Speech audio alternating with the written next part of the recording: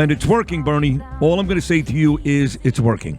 Well, I'm happy to hear that. Do you even know what I'm talking about? Well, if it makes you happy, it makes me happy. But no, okay, I don't know what the hell you're talking about. Right. So in the 6+ years we've been together, which again I say it every day and I mean it. I'm completely sincere. It has been the dream job. You talked about it back in my book in 2010. One day it's going to happen.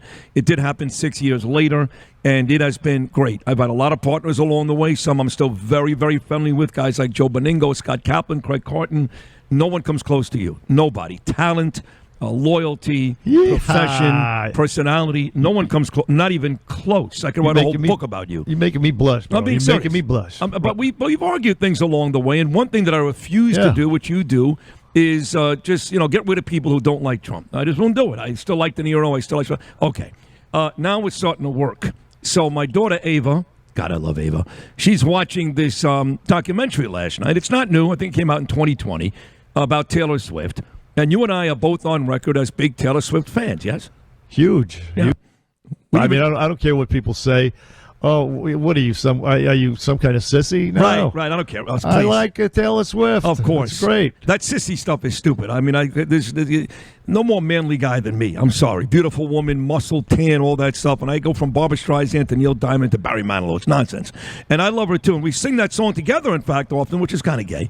The love song, Romeo and Juliet. Yeah, a little gay, but ain't nothing wrong with gays either, right? No, absolutely not. So we both love her, and I refuse to allow, people who don't like Donald Trump to get me to that place where I get rid of him, which you do much more easily than I do. But I got when it becomes a mental illness, when it's Trump derangement syndrome. I mean, if they disagree with him, that's fine. But when you're crazy, when when you're hateful, to the point of wanting violence, I mean, that's where I draw the line. No, that's a whole other thing too. I agree with that too. But if you don't like Donald Trump, I don't care. I really don't care. I like him. In fact, I love him, and I hope he runs again. And I want him, not DeSantis. I'm on record saying that Trump runs again. He's my guy. Some of my best friends are Trump haters. I mean, my best friends, and I don't care. Again, it's just how you express it, how you handle it. I mean, it's them who usually eschew, another word of the day. Very good. Who avoid Trump supporters. It's them who are take that attitude that, oh my God, I'm not talking to you. I'm right. You support Trump. No, you're right. It's not us that do it. They do it. Well, they started it, but I find more and more people like us that do it. Now, listen, it's fine. I don't care. I didn't vote for Trump in 2016. But I'm adult enough to say he was a great president. I don't hold COVID, any of that nonsense against him. We talk about it all the time. So, listen, I like him. And if you don't, that's fine. But one thing that people do, that here's on with you 1,000%. When they group in Republicans together as people who don't care about women, don't care about gays. By the way, both of those things, you and I are both pro-choice, me more enthusiastic than you, but both pro-choice. We're both for gay marriage and all that stuff. So when they start to say things like Republicans don't care about women or gays, that really pisses me off. Really does. Right. Another, it's just misinformation, lies, and, they know it as well. I mean, look, Donald Trump is a New York City guy. He's with the gays. He's with...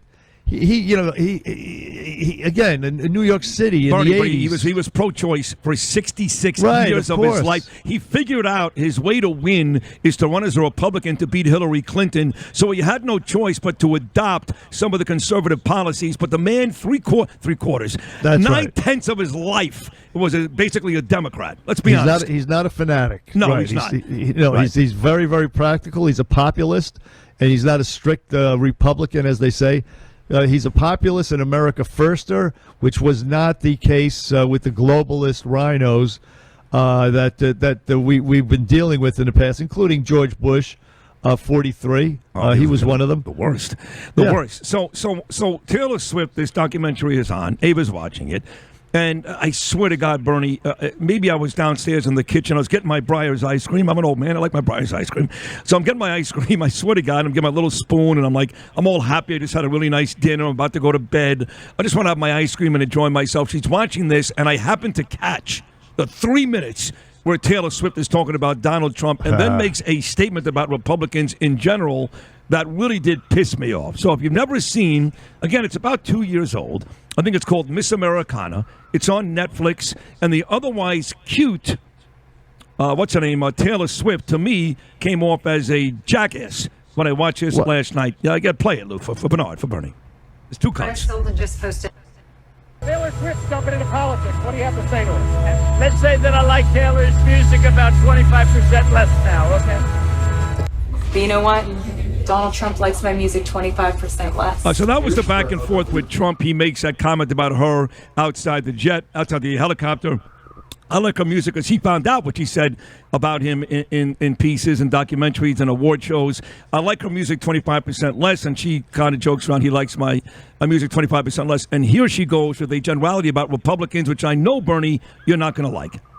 Paris Hilton just posted, note how Republicans are attacking Taylor Swift's intelligence instead of her ideas. They don't respect women enough to debate them. Well, it's not true. That's not true. Taylor Swift, Republicans don't respect women enough to debate them. So we don't think stupid. they're intelligent. And Taylor Swift goes, well, that's not true. You dingbat.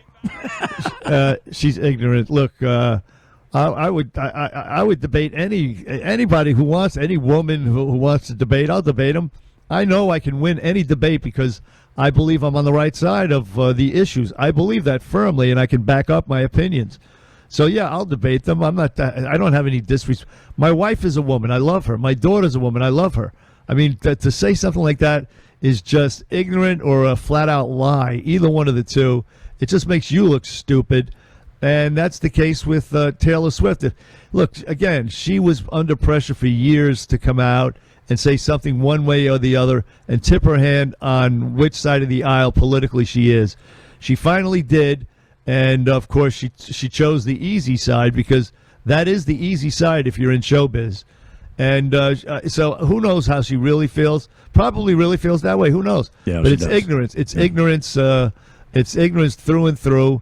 We respect women more than anybody. We're the ones standing up. We're the feminists. We don't want men competing with women in sports. That's right. We don't want men walking into females' bathrooms. Yeah, God Taylor damn Swift. it. Taylor Swift. How do you feel about that? Yeah. Are you okay with some dude with a penis Oh, of beating course out she some is. girl? Of course she is. And stealing her scholarship? Are you okay with that? 100% Really? she is. She doesn't go to one award show now Well, not flocked by some LBGTQFP community member. Let me hear her say that. Let me hear her articulate that. I haven't heard it. Get her on the show, I Justin. know. Let somebody ask her that question. Somebody ask not any of gonna happen. these pop stars. Yeah. Nobody asks them, and of course, it's an indefensible position because it's wrong. It's wrong. It's cheating to have some guy compete against women. I think deep down in their heart that they're against it, but they're afraid to say so because they're cowards. I don't know. I don't know if they're against it deep down. I really don't. I know you like on. to make that. Listen, I'm sorry. I've got family members that are on that side, and they argue vehemently. They really feel that way. I'm sorry. Not everybody is just playing a role. Not everybody is just adopting a letter. People really do feel that way, and they think you're really insensitive for even making claims like that. No, That's what's scary.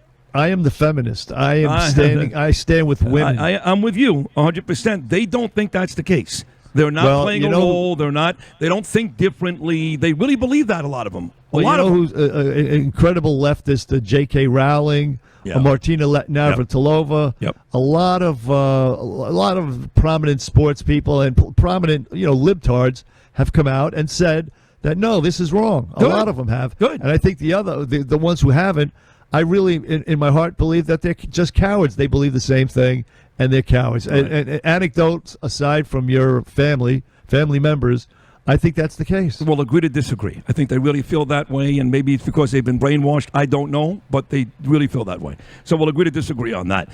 Today's a big day for me because I'm going to get naked here at the office. You're saying, now, why would you get naked in an office talking about feminists? There's men here, there's women here, all kinds of people. But you may remember last week, Bernard, that I told you a story of how a couple of weeks ago, walking to Grand Central Terminal, it's a true story, talking about a very gay African-American male stopped me in the streets, about as enthusiastic as any fan I've ever been stopped by, and I get stopped by a lot now in Rockaway, and they're very, very enthusiastic. This guy was the most enthusiastic, but the problem was it wasn't because of me.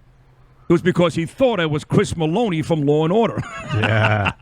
And then about a week after that, my beautiful wife Danielle and Lydia, who's coming up next, made me aware of a New York Post story where Chris Maloney does a naked Peloton ad. Yeah, I've seen it actually. You've seen it, right? Yeah. Pretty hot, right? Well, he's covered up, but he is in shape. He's in great shape. He's Yeah. 61 years old, and he's in great. You're right. They cover up the genital part. Yeah, Right. they cover it up, but to sell a Peloton. Right. So cool. Stephanie Bongiorno and the I guess Gina and all the folks that do our social media and all that department, and they're very, very creative. You know, Doug, Joe, all these very, very smart people. They want to do kind of a knockoff of the Chris Maloney thing with me, because there are folks that think for some reason, I don't think so, but there are folks that think for some reason I look like him. Difference is I'm not going to be wearing anything around the genital area. I'm going to be doing stuff in and around the office today naked for about an hour. Well, wait a second. What? They're gonna pixelate your little pixie out. That's right. Little is right. That's true. Yep. So they're gonna pixelate that out. Not going to be hard. But you're going. What? Hard to pixelate it, wise guy. Take it easy. Take it easy. So you'll be wearing a Speedo or something like that. Something because, like that, yes. I mean, you're not gonna be there with your schlong hanging No, out in front of Stephanie Bongiorno. Her dad will come down and kick your ass. Oh, my God. But What? wait a second. Chris Maloney doesn't have anything hanging out either. Like you said, they actually cover up that area. Yeah, and I'm sure he's wearing some, a jock or a jock strap. Well, or they told me something to like wear that. nothing because they said initially bring a pair of shorts. And then I was like, what kind of shorts? They were like, just forget it. Just don't bring anything. Plus, you don't want to embarrass yourself. Let's face it. Hello? What do you mean by that? Who said that? Huh? You know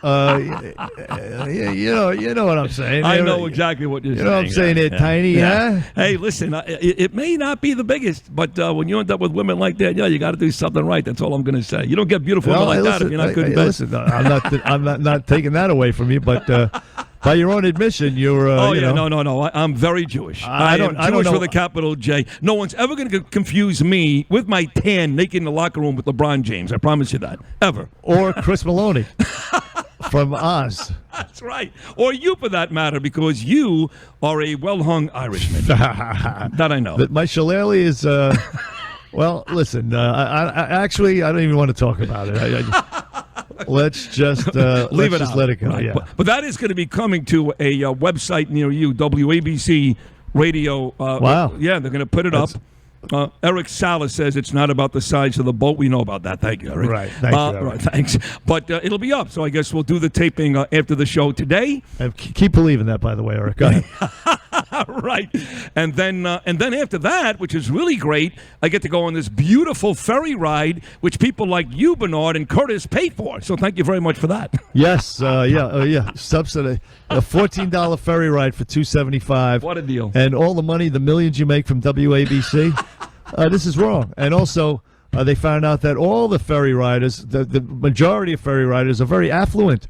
It's not like they're helping out the downtrodden. I don't know about that. Let me tell you something. I take it home every day, and maybe rush hour, that's true, Bernard, when the Wall Street guys, and I live with cops and firemen and first responders. They're not affluent. They make a nice living. And when I go home during the daytime, this is all like young kids, gay kids, filthy vermin that just the millions of them on the boat with their beaters and their bikes and their tanning stuff. They're anything but affluent people. So I don't know where that report comes from. Let me just say, maybe a $14 fare, you should welcome it because it would keep those people off the boat. That's true. You're right, and I can afford it.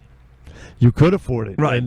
And by the way, it's worth the ride. I mean, it's a beautiful ride. Oh, it's great. I actually envy you your stupid commute. Yeah, that's a nice commute home, man. That's better than sitting in the Grand Central Parkway approaching the Van Wyck with that damn construction that never ends. Good Lord. You know, you're so right about that. We were on the Van Wyck this weekend, Danielle and I, and she takes it every day to get out to Great Neck to work. Is that ever going to? Are they ever going to fix that? I don't know. No. I mean, it's been like that for 100 years now, Van Wyck. It really has. And they keep, the construction looks different all the time. They're doing this, they're doing that, they're doing that, they're doing this. And Lou says, no, you know the deal, right, Lou? They're not going to move it. They haven't moved it in my whole lifetime. But why are they not? going to move it now? Because Because nobody questions it. What are they doing? Nobody questions it. Where's the mayor? Why don't they question it? What are you guys doing? I see them on their cell phones. They're not doing jack. Let's wrap this thing up, for God's sake. You know, Well, the BQE has been worked on. I know. Well, 35 years. Well, we take on things like the ATV thing seemingly has been fixed.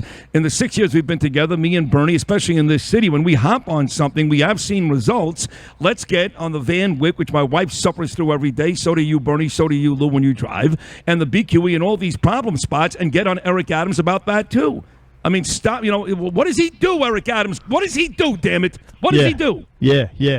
Come on, Eric. I know what he don't does. question the transportation people. Oh, he doesn't do that either? I don't do that. I do the 1, 2, 3, 1, 2, 3. The boogaloo. He shakes his booty at the club. That's what he does. Yeah, I smell weed out there. That's what I smell. I don't smell Rosie O'Donnell's ass. That's all I ever smell. This traffic problem is going to stop. I tell you right now, it will end tomorrow. Yeah. After I do Please. the boogaloo. Oh, this is why we are the #1 show in the city, because no one else makes fun of Eric Adams. And that son of a bitch, he deserves the ass kicking he gets on this show every day. More of Bernie and Sid right into this.